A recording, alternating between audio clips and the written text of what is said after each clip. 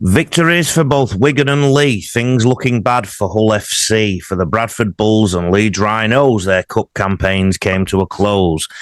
Defeating Cass Saints earned their stripes. Keighley, Goole and Oldham could not have gripes. Welcome to the 13th episode of Super League 360, a podcast primarily about the top tier of British Rugby League, but we can go in any sorts of directions. My name is Lee Addison.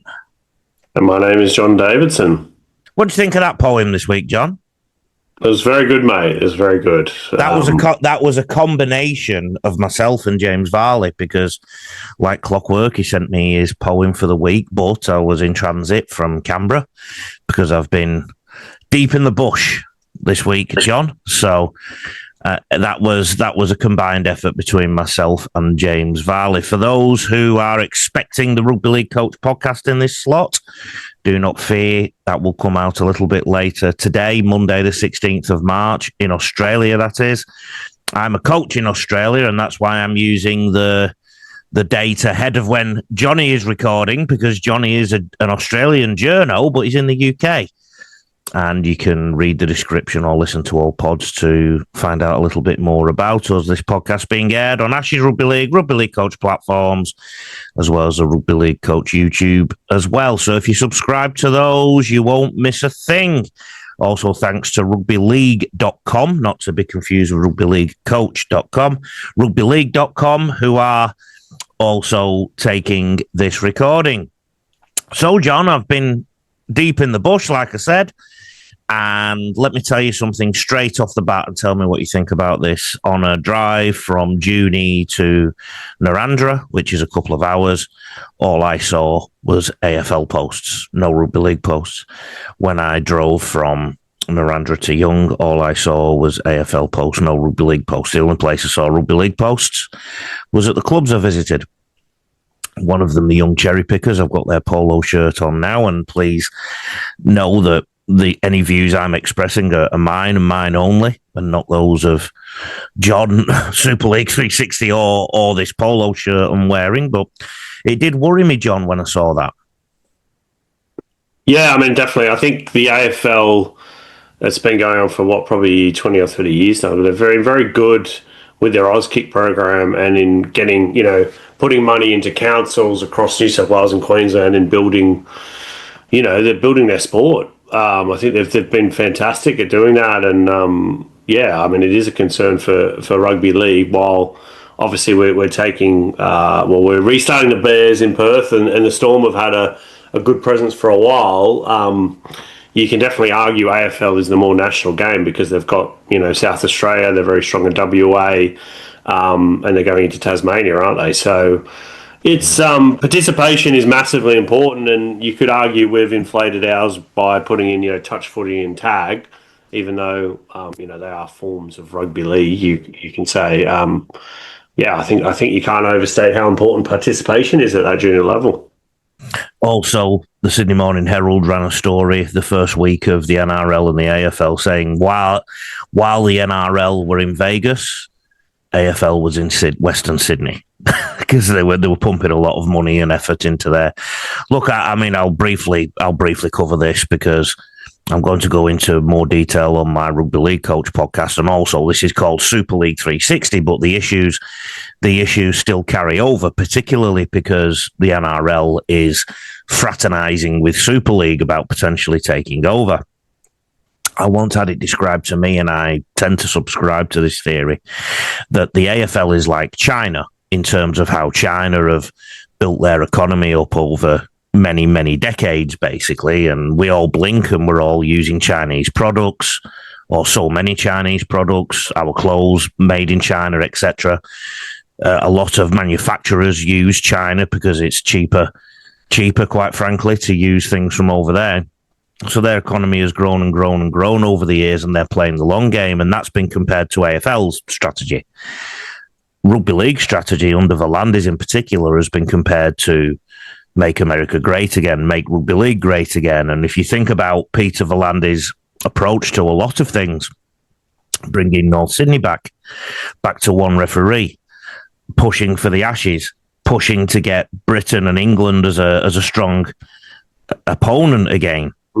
These are all yearns for the past, I think, for 80s and 90s. And a lot of his rhetoric, particularly when it comes to talking about the AFL, is very similar to what used to go on in those times. So when you travel to America, I don't know if you've ever been to, say, New York or Philadelphia, you do feel like you're going back in time a little bit. It's old, it's dirty,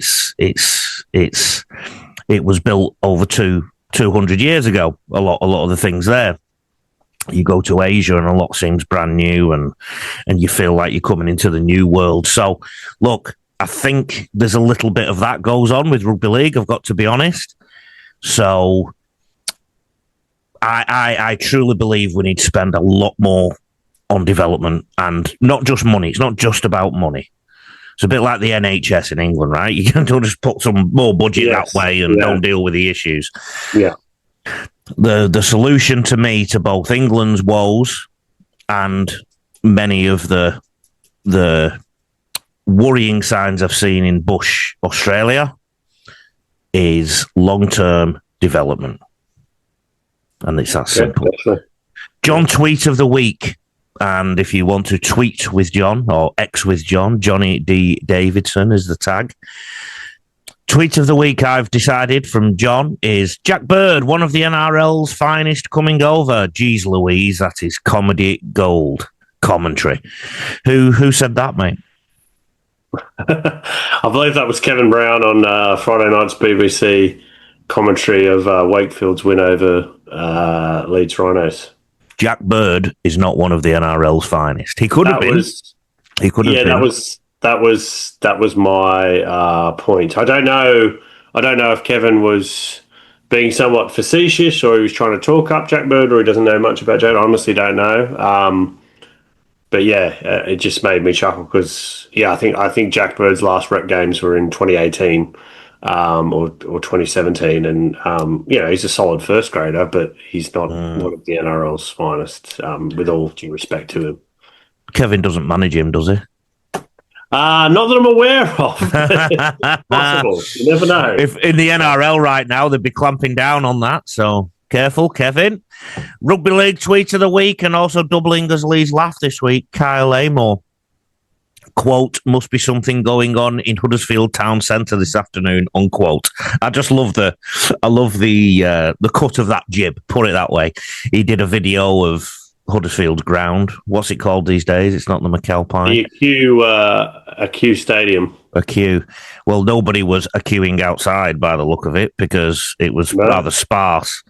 And this was in reference to the crowd at the Huddersfield versus Hull Kingston Rovers Cup tie. Can you tell us a little bit more, John, about what might have been going on there? Because we have got it as a news item, so we might as well talk about it now.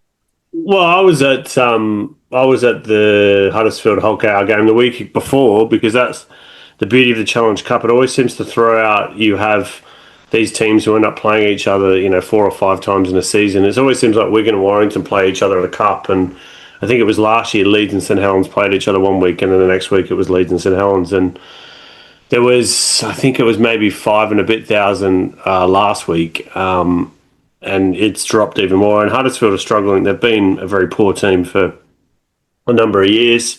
They're trying to leave their stadium because it's too big, but their owner's trying to buy the stadium at Halifax, but he also wants to build a new stadium at Huddersfield. Hasn't got council approval for that. The Giants, they've always had a small fan base, and it just seems like the people of Huddersfield aren't really that interested in going to games. I can remember 7 or 8 years ago, they even opened their gates, and anyone could get in for free, and I think they only got 7 or 8,000 for that. So, right. Yeah, Huddersfield are in a massive hole with a ton of injuries, bad performances. And I think a lot of people in the game are kind of, who aren't Huddersfield fans, clearly aren't happy with them, and would like to see them replaced by London or another team. There's not a lot of love for Huddersfield, and they've had the same administration, the same ownership for a long, long time, and they can't seem to drag the club into the 21st century. But they are unleashed, Lee. The Giants unleashed. Yeah, unfortunately, what the leash was holding up to, and where they're unleashed to, and what the unleashing process involved isn't as clear. as predicted on the Super League 360 podcast. Oh, The crowd, what was the number? I don't think, I was just having a check before we started. I don't think it's been announced. I think it was sort of speculated something like 3,000, 3,500. And what was the Super League game the week before? I think it was maybe, off the top of my head, maybe about 5,500. But that's also season tickets and well, that's also when you put Whole KR. I think might have brought 2,000 yesterday and maybe 1,000 or 1,500 the week before. So when you look at it as just purely home fans, it's pretty bad. And you might be able to explain this better, Lee, being a lovely pommy that you are. But I don't get because I got in trouble. Some Whole KR fans were having a shot at me because I just guessed how many they brought, and my eyesight's pretty bad, and it was a guess. I had no idea, and I think I got it quite wrong. But it wasn't an attack on the support. But clubs in England are very, very proud of how many they take away. It's a source of pride. We take 2,000 away to this, or you only take whatever. It's a weird kind of dick measuring thing. I don't really get why, that's a big source of pride. I mean, I think the more important thing is how your team actually goes, not about, how big your fan base is. But it's also filling out your home stadium. Because, if you take 30 away fans or 3,000, you don't build a business as a club on how many away fans you get.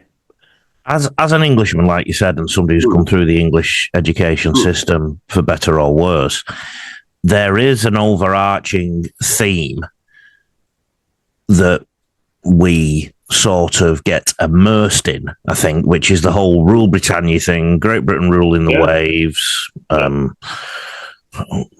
take back control, all those kind of things, right? And if you look at Britain's history, there's been an awful lot of invading. We've done a lot of invading and not been invaded for about 300 years or something. So, and rape and murder and colonisation. That's right. So I think there's something in the English psyche, which is we are going to go to their area and try and take it over. I really do. And you also see it in soccer, don't you? It's like the European away days, the World Cups. It's Yep. So I know that's a bit of a deep answer, but I honestly think there's something tribal in it, quite frankly, and home. And away fans are a lot more vociferous in the UK too, in football and rugby league. It's a cultural thing. It's a kind of a badge of honor. We come from Carlisle and we'll go and see Bournemouth away. While in Australia, you're not getting, people from towns or flying down to Melbourne for, you might get a few, but you're not going to get. We've driven down 50 minutes down the M62 to come here. We've driven 12 minutes from Wigan to St Helens to get here. But Lee, you haven't driven 35,000 kilometres. No, so I have this week. Yeah, no, you flew. Don't tell a lie. I flew and then drove. I've done at least. You took the soft option. That's what I've done, mate. The way my car's travelling, I wouldn't have got there. I've done about 11 hours driving since Wednesday, so I've done a fair bit. Socials pop at Lee of the week. It's not really a pop. I must have been too nice, really, but I did say after a few drinks on Saturday and watching the Dragons with some poor fella who was a Dragons fan, Cale his name, and his mood just got worse during the last 20 minutes. His head was dropping as St George were getting beat by Melbourne all of a sudden.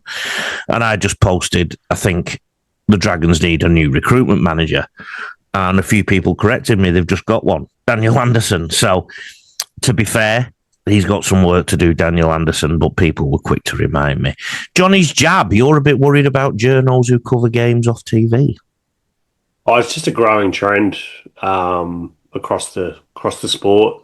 Look, I think all newsrooms, all media outlets are struggling for money, struggling to get our dollars and to stay afloat, and there's less journo jobs around there. But there's just also a lot more journos who just do games off TV and kind of pretend they're at matches. And anyone who's worked as a journalist will tell you can't cover a game to the same degree or to the same accuracy if you're on TV watching at home than if you're out there.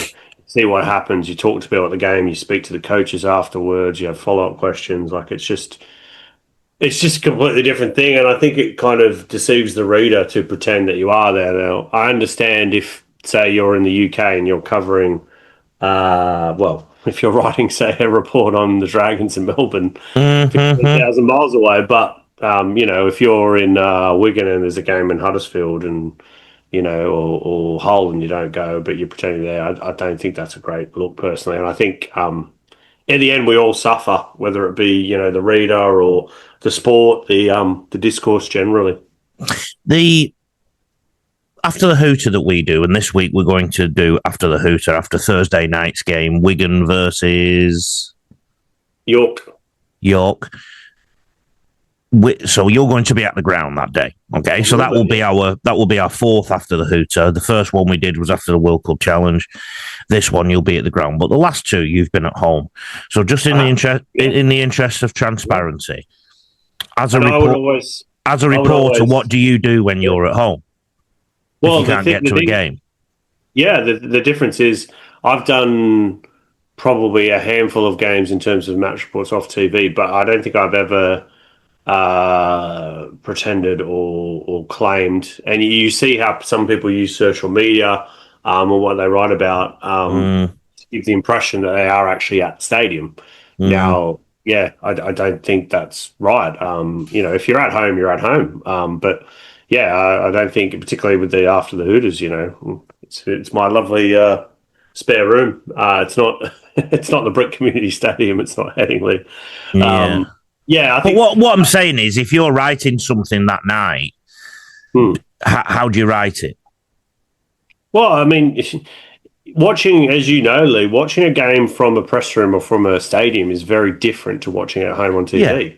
Yeah. And in a way, you could say you actually get better views, better angles, you get replays, you get commentary of all that sort of thing. And you might not always have the best vantage point from a stadium, but it's actually in the post-match and in the press conference and actually the ability to speak to players and coaches and actually ask specific questions, which you cannot do if you are sat at home. Now, what people do is they take the Fox questions that might go to a coach or a player or Sky, etc., and just write those notes up. But you can miss many things. I'm just trying to think I can't think of a specific example, but I mean, actually, I can think of a good example. I was at York and Keighley on Saturday, and Liam Harris went off very right at the end. Actually, I don't think he even went off, but Mark Applegarth revealed in the press conference that he'd had grade 2 hamstring strain, and he's going to be out for a couple of weeks, and he's the halfback for York, and that's a really big blow. But if you weren't at the game, you would have just written, York 56-10 win. Nothing happened. Another one, Sam Wood. He went off, which I thought was an HIA, and didn't come back, but he'd actually had a poke in the eye, and they were a bit concerned later on and sent him off to hospital. So the only reason I found this is out because I interviewed Mark Applegarth after the game. You can't do that when you're sat at home, can you? No. So you just don't. Okay. I mean, part of your job, I think, is about the quality of the fourth estate that we are consuming, and I think a quality fourth estate is very important. Yeah. But also, I think it pertinent to bring up the changing nature of how people are consuming things. So you'll be like me. You'd have looked at, I'm sorry, I'm going to mention NRL again, but Broncos versus Eels the other day, it just looked like a basketball game to me. You score, we score, you score, we score, you score, we score. And I think one of rugby league's greatest things in my lifetime has been the balance between scoring and not scoring. So in soccer, there is a big cry of emotion when the ball goes in because it's quite a rare thing in a game. Yeah. Oh, sorry, rarer. In basketball, they score, we score, you score, we score, we score. Rugby league has been somewhere in the middle of that, but now in the NRL in particular, it's creeping up.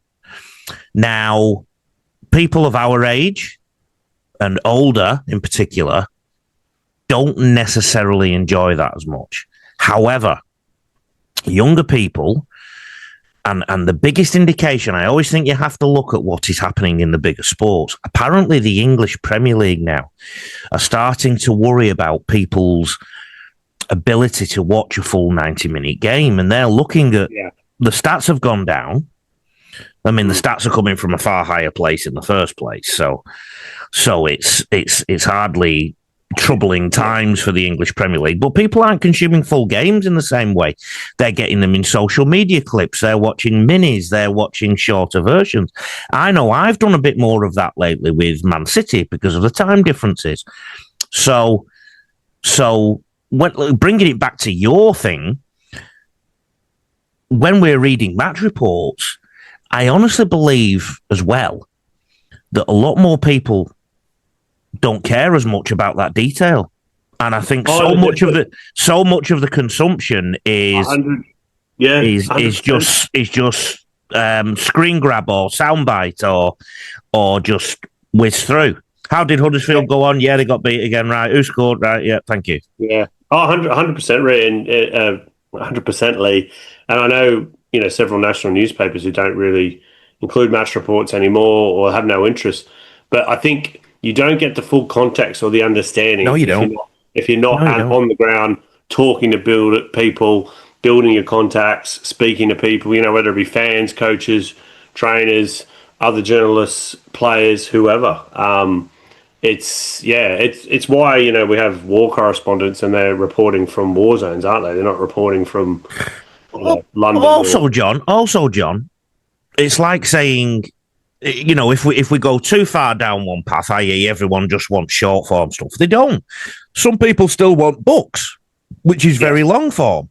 Yeah. So, I mean, you're right, but at the same time, it's just going to get harder and harder. If we do Johnny's jab in 5 years, it won't be a jab. It'll be a 1-2, a roundhouse, an uppercut, and count to 10 and try and beat the count kind of thing. Potential knockout, because it's just going further and further down that trend. And still, people will still want long form content. People will still want detailed content, and that's what you offer. That's what Mascot offers, etc. So it's something that you just need to keep doing, basically. Yeah, I think there's a place for both, but I think you are right. Like consumption trends in terms of young people is shorter attention spans, and they want, I think match of the day, their audience is people probably 40 and up. People in their 20s or teenagers aren't sitting down watching an hour match of the day, but they might watch 2 minutes of the best goals or clips. And we're seeing that trend across all sport and all media, I think. So it's definitely something to be aware of. And I think that's why you see a lot more, TikTok, isn't it, is short form video. Instagram, there's a massive trend towards video as well. So rugby league's got to find, I guess, its own niche in that space. Huddersfield Giants defence has a short attention span. Anyway, news items. Something you sent about Jackson Hastings, and Steve Mascot did a story on him. Can you elaborate on that, please? Yeah, I mean, it's a bit of a plug for Mascot's story, really. I think it was at the season launch for Super League, and just a really good long-form interview, basically, from Jackson Hastings. And he is quite a polarising character. I mean, he's been written about a lot in Australia. He had a very successful first stint in Super League, went back to Australia, and now he's obviously come back to England. And he's just a polarising character. It's interesting to get his thoughts. He thinks, I think the headline quote was "The media hate me," but it is, it's just a sort of fascinating. He's pushing back on how he's being portrayed. But, when you look at certain facts, he has been at a lot of different clubs, and there has been a lot of reports of falling out with teammates. I've, interviewed Jackson before. He's always been good to interview. He's quite a eloquent guy, and I think he's a real talent. I think on his day, he's got all the skills. But in saying that also, he's had a somewhat checkered career at times. So, it's just a fascinating yarn that I would suggest people go out and read. I don't know Jackson, but I do like people who are honest and raw. And I think I've got enough, and I think you have got enough mental bandwidth to understand when you're dealing with somebody like that. Okay? Yeah, definitely. And I find it a little bit interesting that he fell out of favour at Sydney Roosters when Mitchell Pearce was the halfback. And he fell out of favour at Manly Sea Eagles when Daly Cherry Evans was the halfback. I find that very interesting. And both Mitchell Pearce and Daly, I'm not accusing them or anything, but they had massive influence at the clubs they were at. And halfbacks, it's the golden position, isn't it, in a team? And if a potential other golden boy is in the vicinity, then there's every reason that the minute he blinks in the wrong direction, somebody might complain about it. I mean, we only need to look at, again, how some of the leaks are coming out about the Brisbane Broncos, because Madge Maguire might be training them a little bit too hard to win a premiership. the sense of entitlement there. So there's a bit of that. He then went to England, very popular at Salford, very, very popular, I think, at Wigan.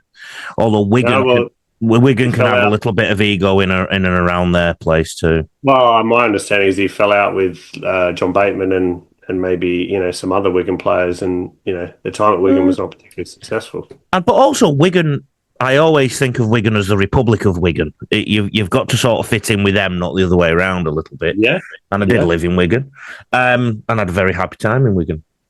And then he came to Australia, West Tigers, under a coach who was in his 70s by then, and probably wasn't used to quite as much to this opinionated person.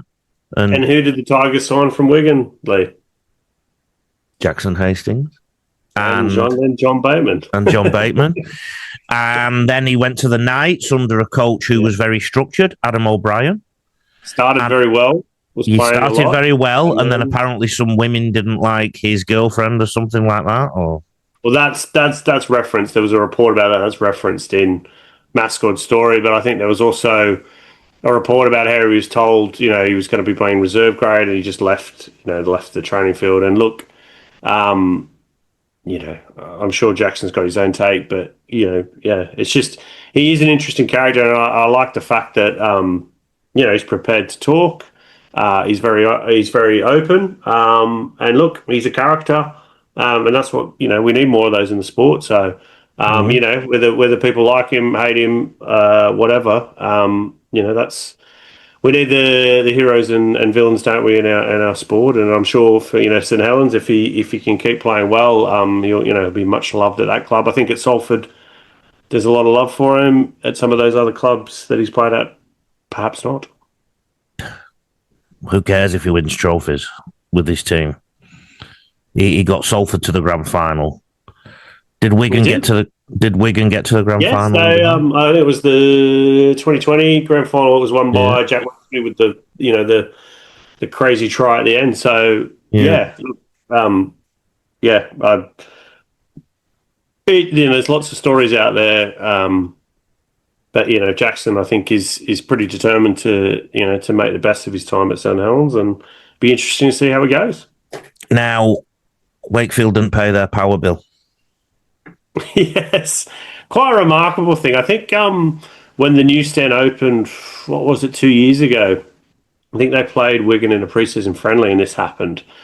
But I can't remember another time when 6 minutes into a game, which is on the BBC, live on the BBC, and the power goes out, and it was off for like 20 or 25 minutes, and you just didn't know. Have they worked out a cause? Well, it was just a power outage. I don't know if it was a technical fault. I think it was a technical fault, but the fact that the team sort of had to go back into the sheds and then warm up again. Look, I'm not saying it contributed anything to their loss, but I don't think Brad Arthur was too impressed. And that result from Wakefield, you look at the form going into from both teams. Leeds were quite red hot. Obviously, they've been to Vegas, but they were putting in big scores. Wakefield have been, I think, 2 wins from 4 games, but not been great. Been a little bit below par. Huge result for Wakefield. Full credit. I'm sensing a conspiracy theory here, John. No, once for a big game at Ipswich State High School, there was a lockdown bell or an evacuation bell in the middle of one of my training sessions, which happened to be the day before a big semi-final. So I quickly turned it into there was some kind of bomb hoax from the opposition school to disrupt our training session, and the boys fell for it, and we won.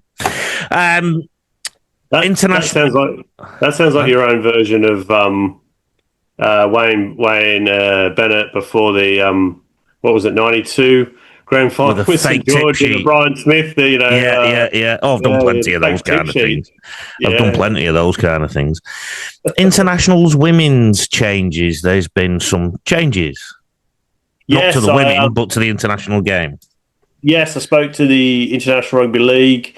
They've been talking and looking at this for about a year, but they've eligibility criteria so that, and I use the example of Tasman Strange, who is an Australian with an English mother, and I think also with Kiwi heritage, so eligible for at least 3 countries.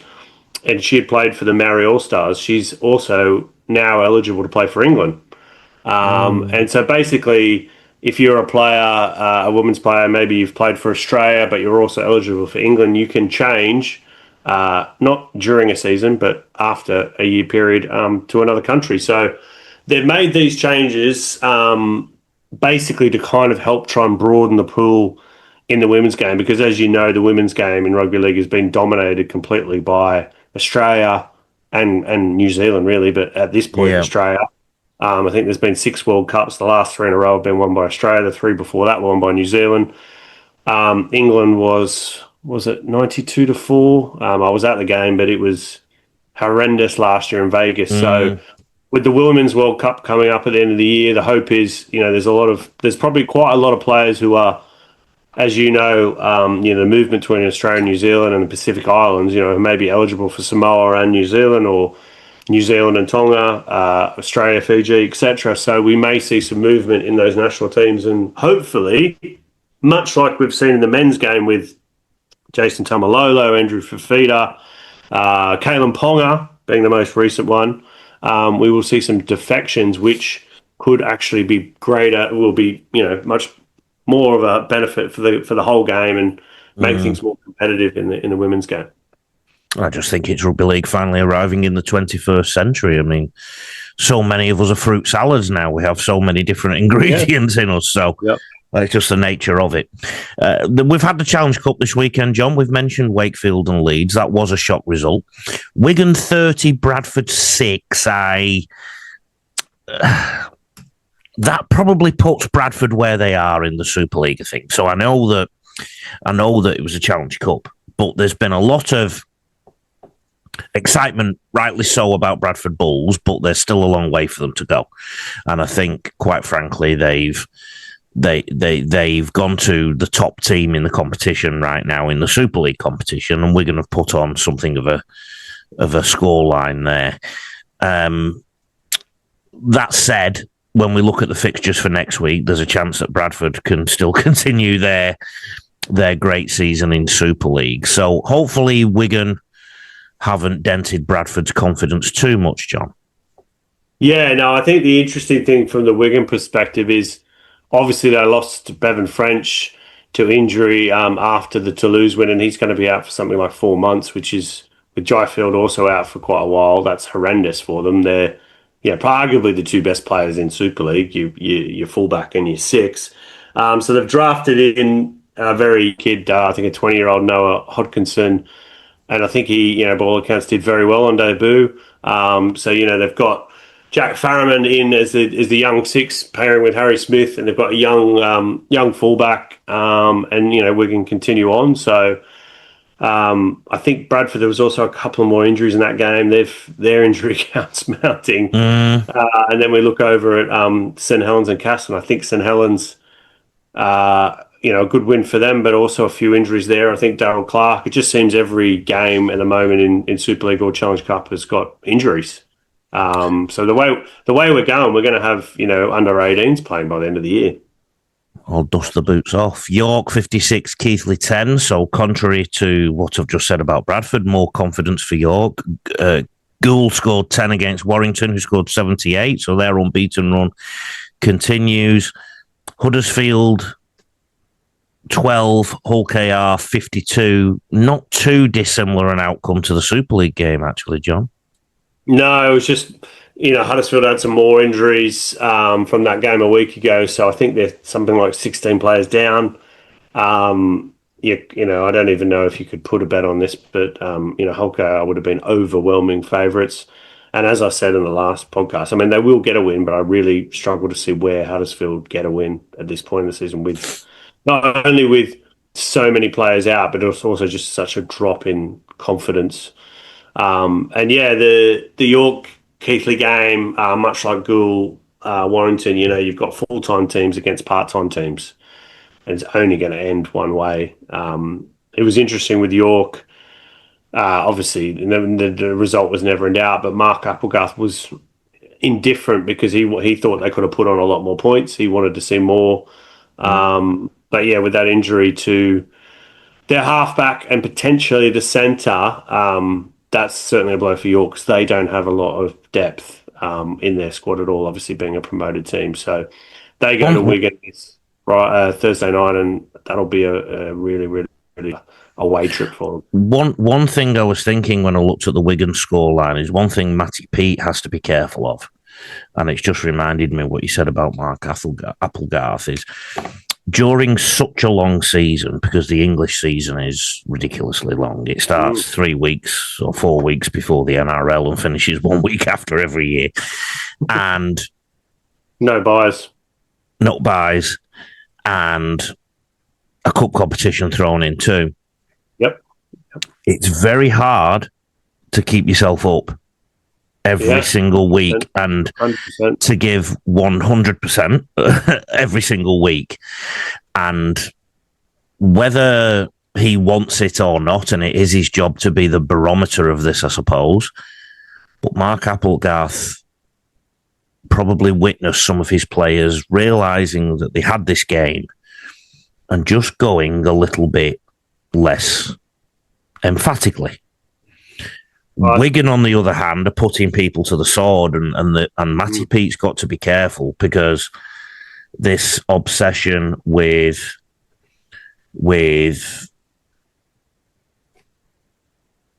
being your best every week, sometimes teams struggle with that. Yeah, I mean, I don't think really any team, and you look at the Broncos last year, they certainly weren't. You can't be at your best every week. You obviously, you're trying to be at your best, but you're not going to be a 10 out of 10 every week, are you? But I think the difference for me with that Wigan score and the York performance is obviously York were against a championship team, and I think they scored 3 minutes in, and then you could basically sense it. York, instead of trying to play direct, in how they would against a Super League team, and do the hard work first, play through the forwards and then get find the space out wide. They were trying to throw it around and score off every set. And I think Mark Applegarth got a little bit frustrated with that because I thought, they were breaking tackles with relative ease and just thought we don't need to, we don't need to get in an arm wrestle. We just need to throw the ball around and we'll just, overpower them.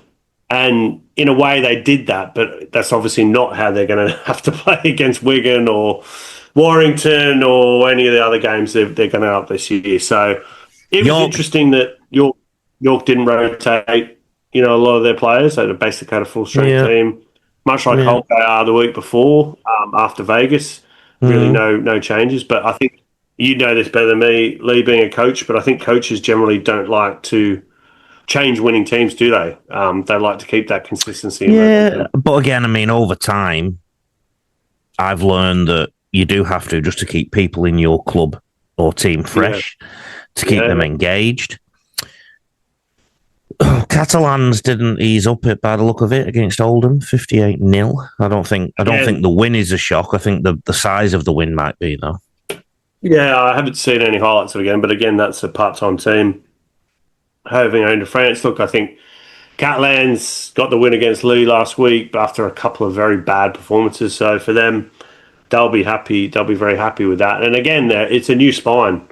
That 4 players have never played together before this season. So they've had 4 or 5 runs as a spine. Staines and Sexton and Dodd and Cruz Leeming joined very, very late, but they've got the French hooker there as well. So it'll take time for them to gel. But yeah, a good score and be interesting. I think we've got the cup draw on Tuesday morning, so quarterfinal stage. I don't think, to be brutally honest, if you're a Super League team, you don't actually have to win that many games to actually win the cup. You only really need 3-4 wins, and sometimes you Yeah, only need to play 3 Super League teams. So yeah, it'll be interesting to see what ties are thrown up. The two interesting games to me, and that's why I've saved them to last, were Cass Saints and Leigh Hull. So let's go with Cass first. I have access to the Facebook groups of a lot of these clubs, and Cass fans are really unhappy as a rule because Saints were a little bit under strength, but Saints still beat them at Castleford 32-8. And I do think for Ryan Carr, the chance to roll Saints in a cup game at this stage would have been a great fillip for the rest of the season. So what I'm discussing subliminally here is different coaches can use the cup for different means. And, Wigan and York could have used it to rotate the squad a little bit. Cass could really have used it to kickstart their season, to get a lot of confidence. And that's quite a significant score against them, 32-8. And Saints were missing some players. They were. And then you see Ryan Carr. I wasn't at the game, but he was very unhappy with the refereeing and everything. Yeah, the lack of a video referee at the cup games, which, isn't great. But yeah, some specific decisions. So it hasn't been the greatest of starts for Cass. I don't think they've been terrible by any means. No. But yeah, I think that was obviously a disappointing result, a disappointing performance from them. Again, that they are a very new spine and they've lost their fullback for the season, so they're going to have to change that around. But they're going away to Warrington this Saturday, and Warrington are undefeated. That's going to be difficult. One win from if they lose that game, 1 win from 5 rounds is not and out of the cup is not a great start for Ryan Carr. If that's what, look, if they knock over Warrington on Saturday, that would be a tremendous result. So we'll see what happens in that one. The big game, I think, from a Super League perspective, was Leigh and Hull. And it ended up Leigh 16, Hull FC 6. These are two teams that have had a poor start to the season, quite frankly. And the winner of this is potentially going to have more confidence going into the next few rounds of the season. The loser is looking at a tougher stretch, and Hull FC have come out on the wrong end of this one. Your thoughts on that, John? Yeah, again, I've not seen any highlights or clips of it. The wheels sort of have seemed to have come off Hull. The fan base is not very happy. Jake Arthur really hasn't made much of an impact at all as a new halfback at the club. They have got quite a few injuries, but Leigh are also struggling. So yeah, I think there's a lot of unhappy people from the Black and Whites after that result. And for Leigh, a bit of respite after what has been a pretty tough, round one, a pretty tough start to the year. There's obviously things. The chairman, it got confirmed this week, my exclusive from last weekend, has left the club, Mike Latham. Obviously, Chris Chester left last year. You would, the signs are that all is not well, at least off the field at Leigh. Questions. We didn't really push hard this week because last week we had 1,000, and I've got one. Yeah, I've put it in from Gavin Quinn. Same one. Yes, that's the one. Any more Englishmen linked to the NRL in 2027? That's one for you, John. Yeah, I've not heard any specific new names. I've not had an update on the Mikolai Eledzki one. Now, I know Perth were very, very keen for him, and that he does have a get-out clause to NRL. So I don't know if there's been any movement on that. That would be a big one if Perth get over the line. In terms of other players, there hasn't been any other murmurings, but I know Perth are looking very closely at Super League in particular.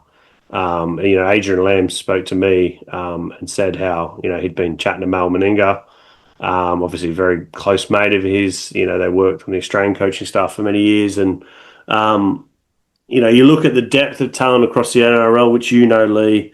With two new clubs coming in, they will be looking at Super League for players. And the money that's on offer, even a minimum or an average wage in the NRL is very significant. So you can completely understand how it would be a lure for any English player. Honestly, turn Perth or PNG into a demi-English franchise.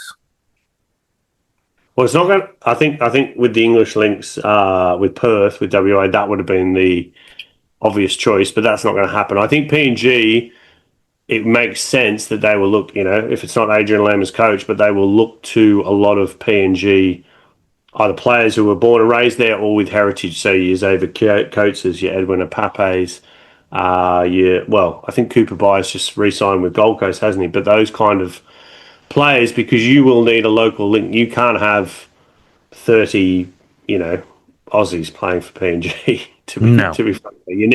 You need some locals in, and I'm sure they will. And there's a lot of talent, obviously, coming through the ranks in PNG. Wigan play York on Thursday. Tough fixture for York. That you'll be there. We'll do after the hooter after that game. We've spoke a little bit about that already. I accidentally, instead of writing Toulouse, wrote Toronto versus Saints. How people will be pining for that fixture. Toulouse are hosting Saints. Look, Saints have basically, if you look at their fixtures, they've had one big win 1 week, then the week after they've leaked a few points. One big win 1 week. So I don't think this is unwinnable for Toulouse. I think... No, I agree. Particularly as they've had a week off because they didn't enter the Challenge Cup. Exactly. They're at home. St Helens are going to travel over to France. They'll be nice and rested. St Helens missing, I think it was Darryl Clark, and there was another injury from the Bradford game, missing Matty Lees, missing Jack Wellesby. Jacob Host broke his leg in the Bradford game the week before. Look, I think Toulouse, that's a big banana skin for St Helens. Look, I think if St Helens go there, get a good win, that shows that they're going to be a top 4 team this year. I think if they lose that game, there's still question marks around them. So a really good test. And I think for Toulouse, they'd be licking their lips at that one. I agree. Bradford Bulls host the Huddersfield Giants. I can only see one result, quite frankly. It shouldn't be. Huddersfield Giants should be thinking, we've got to try and target this game from a promoted team. If Huddersfield don't win at Bradford, we cannot. We're not going to see. If they can't beat a promoted side, who are they going to beat? I think with 15 or 16 players out of their 30-man squad, I don't give them much chance. I know Bradford have got a few injuries as well, but Bradford at home, the way the Giants have been, playing, not really been able to do the basics. The defence is poor. I can only really see a Bradford win. And therefore, Bradford's form line in the Super League won't be bad at all, will it? Look, they've done really well. I think out of the 3 promoted teams, I thought Bradford potentially might struggle the most, but they've been very, very good. And I think, as I said the other week, Kurt Haggerty is a really talented coach, and I like the way that they play. They don't, it's not a 5 drives and a kick grinding style. They really try and move the ball. They try and attack from deep.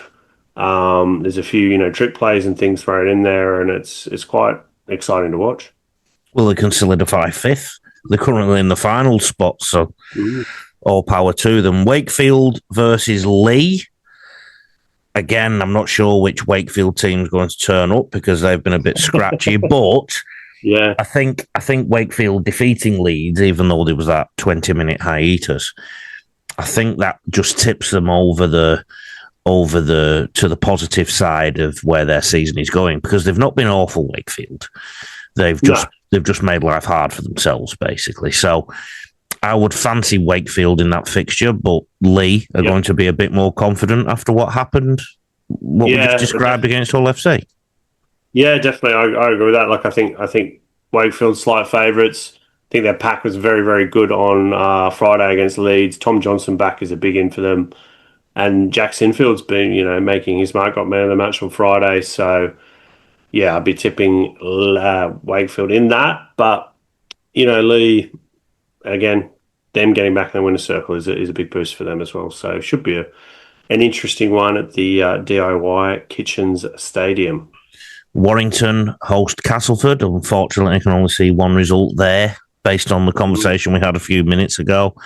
So it gets a bit tougher for Ryan Carr and the lads.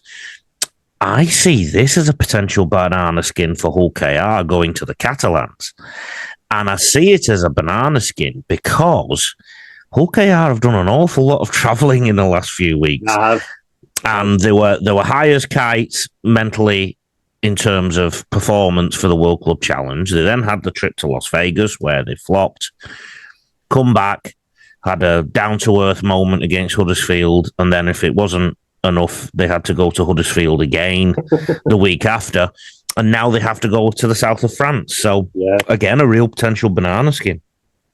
Yeah, I mean, going to play Catalans in Catalans is never really an easy game, but you're right, it's another bit of travel. Like, I think, Hull KR, the Willie Peters will be drilling it into them, about how important this game is and to keep their performances going. They've had the 2 wins now, back-to-back against Huddersfield, but the Dragons will be a much, much tougher test. Should be a really good game, this one. And I think, if you're the Dragons and if you can knock over the defending champions, that, is a sign that they could be the real deal as well.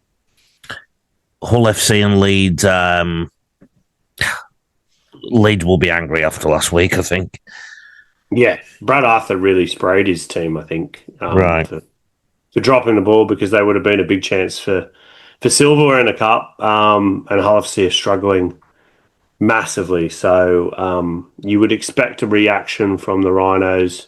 That would have been a shock on Friday, and I think a Leeds win is what would be most favoured. The Wakefield game may have been impacted by a 20-odd minute stoppage for a power outage. The Souths game away to the Roosters was interrupted by a 20-minute stoppage because Alex Johnston went and broke the Australian record for try scoring. I thought that was a great moment, John. I thought it was brilliant. It was. Yeah, it was fantastic. I was watching live on TV. I must admit, I wasn't full Wayne Bennett, but I was thinking before the game, the pitch invasion as it needed, whatever. Not trying to be a wowser. But watching on the game, I thought it was great. It just cracked me up that the first fan who got Alex Johnston was a bloke, a Roosters fan in a 1990s Chooks jersey. But I like that because Alex Johnston's a very likeable guy. And, look, opposition teams hate, fans hate opposition teams and whatever, but it wasn't a club record. It was a 70-odd year game record. Yeah, and it was just a fantastic moment. I think if you love rugby league, it was a great moment. Unfortunately these days I'm a Manly fan, and I'm not a big fan of South, but it was great to see him get a record. I thought it was a great moment, and I thought these absolute idiots attacking the Prime Minister, trying to say that he was trying to get in some sort of glory. He's actually a South tragic. Like, he's such a South tragic. Then they got kicked out of the comp in what was at 99. He was on the committee to get them back in. Like, he is a real proper fan, and he wanted to be a part of it. I don't see a problem. Gee, if you want to fine him $5,000, I'm sure he's got $5,000 to pay it up. But I thought it was great. I think the fact the NRL hasn't fined anyone was also the right call, and it was just great moment for the sport. The Prime Minister is a genuine Souths fan. Yeah, Scott Morrison was a bit of a plastic Sharks fan, I think. It was not a Sharks fan at all. Everyone knows that. Tony Blair was saying he used to be a Newcastle fan, and I think one of the players he mentioned was dead when he went to a game. So, well, I was watching a Tony Blair documentary the other week on Channel 4. Yeah, I saw that. Yeah. Yeah, but he's to playing head tennis with Kevin Keegan. That's right. That was the period. It was he Cool Britannia. Right.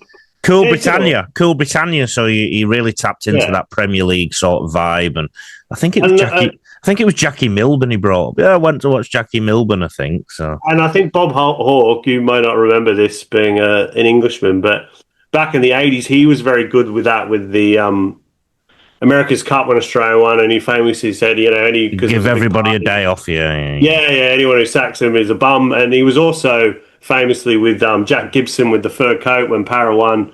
Right. But Albo is a die-hard South man. And look, Rugby League has benefited a lot having a Rugby League tragic as the leader. Look at the 600 million they're getting for PNG from the federal government. So, I think he doesn't. People are just trying to politically point score. Penrith, in an era where in the NRL there's games of basketball going on most of the time, have conceded 1 try so far this season. They look very good. I think that's quite ominous. Yeah, I only caught a bit of the first half against the Sharks, but they just look. And the Sharks are a good team. Penrith just look next level. It is scary, that production line. And at the end of the day, same theory though. You've got to be so careful, not busting a gut too much in the opening rounds. Yeah. Mind you, Melbourne Storm are pretty good at doing that. Yeah, they've just got that experience and that talent, haven't they, Penrith? And they just, they'll be up there come September time.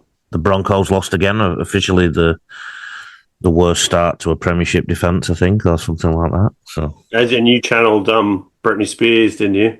Leave poor Madge alone. Leave poor Madge alone. Look, what gets me is the fact that this stuff is leaking out of the club.